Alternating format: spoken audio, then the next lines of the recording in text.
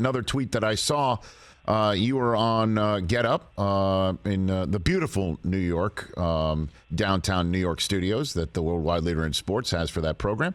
And you said that if Gronk does not come back, if Gronk stays retired, you will jump in the East River. Now, Robert, I know you're not from New York City. Okay, I'm from New York City. I'm from Staten Island, New York, born in Brooklyn, raised in Staten Island.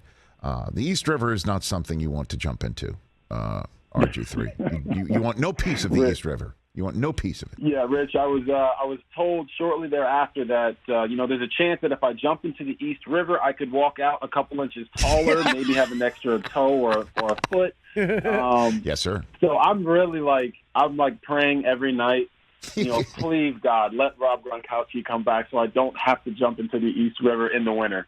But I will stay true to my word, and if he does not come back, I'll jump in the East River, and we'll see if I survive. That will be an outstanding episode of Get Up. I would set my DVR for that right now if I knew what day that would happen. But I'm kind of with you. Like right now, Gronk wants no piece of the training camp. He wants no piece of that, and what he wants is peace and quiet. He doesn't want people walking around asking him all the time if he's coming back or not.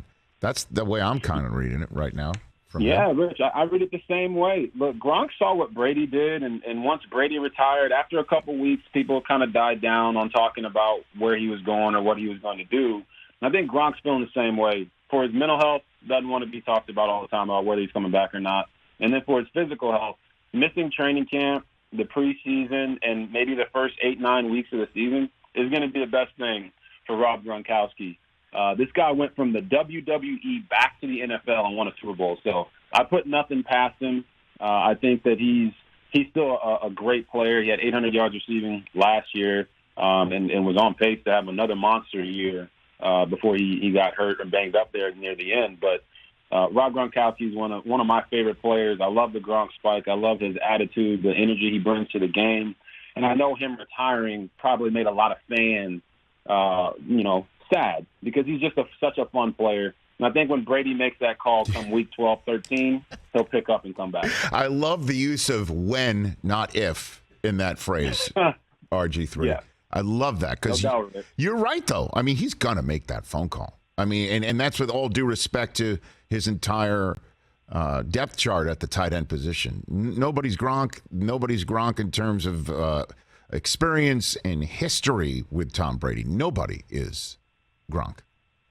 Yeah, exactly, Rich. And, I'll even make it more granular for you. Yes. Like over the last 2 seasons with Brady and Gronk being there in just Tampa Bay, they've been a top 5 red zone offense. When Gronk is on the field, Brady hasn't thrown an interception in the last 2 seasons. He's 66 touchdowns and 0 picks in the red zone with Tampa Bay. And more than, I think it's about 40 of those have come with Gronk being on the field. So he's a massive threat for them. He's a security blanket for Tom Brady. They've won 4 Super Bowls together. And I've said this before, I'll say it again. He's the greatest tight end of all time.